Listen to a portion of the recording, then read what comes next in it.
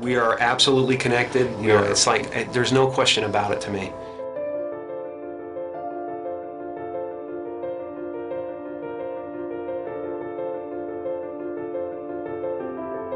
There's no separation. That's been physically proven by science.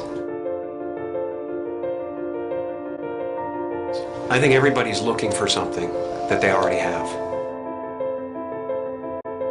I think the reason that we don't notice it is because we are so distracted by the human levels of our experience. Because you might not actually be what you think you are.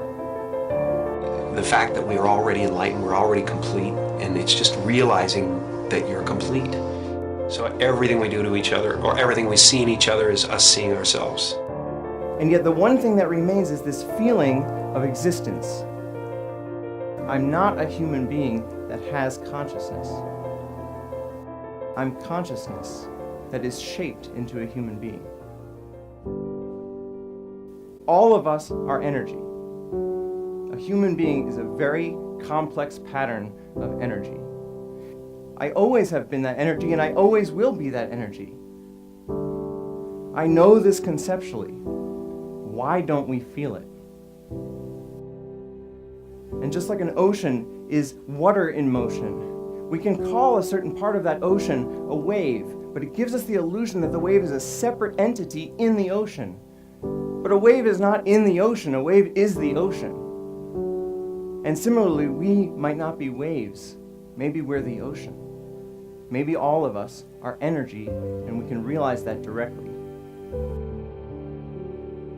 All suffering is based on the illusory separation that there's an individual in the environment, that there's a person that has to survive, that this specific collection of 1,000 trillion atoms has to hold itself together.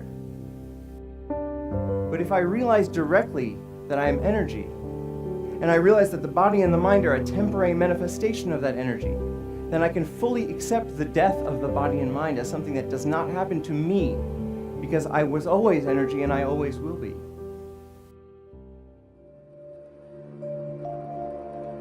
Ego tries to convince us we need to get something, this immortality, that we already possess.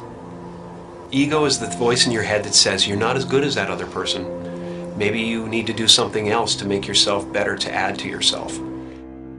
You know, and that's what it constantly is doing. It's trying to keep you from being you and me right now, loving this and loving this life. Once you realize you're complete, then this life and everything in it becomes a play of form, something to toy with and play with and make something good out of, and it really isn't to be worried about. It's to have fun with. You know, everyone is looking for God. And everyone is God. And that everyone is it. It's just now, what do you want to do? And once you realize that, then there's nothing you need. It's just play.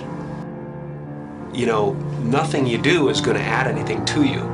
Right. And nothing you do is going to take anything away from you. So there really is nothing to do except play. And so the only moment that mattered to us was right now.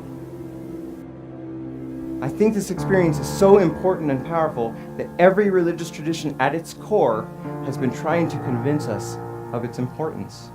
And if it's true, if the true end of all human psychological suffering is actually possible, it is the most important thing science could be studying.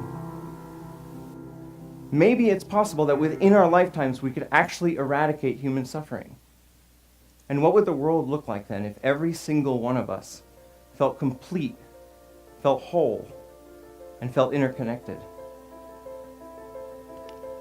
When you let go of individual survival, all of your priorities change because you actually see the entire world as your body.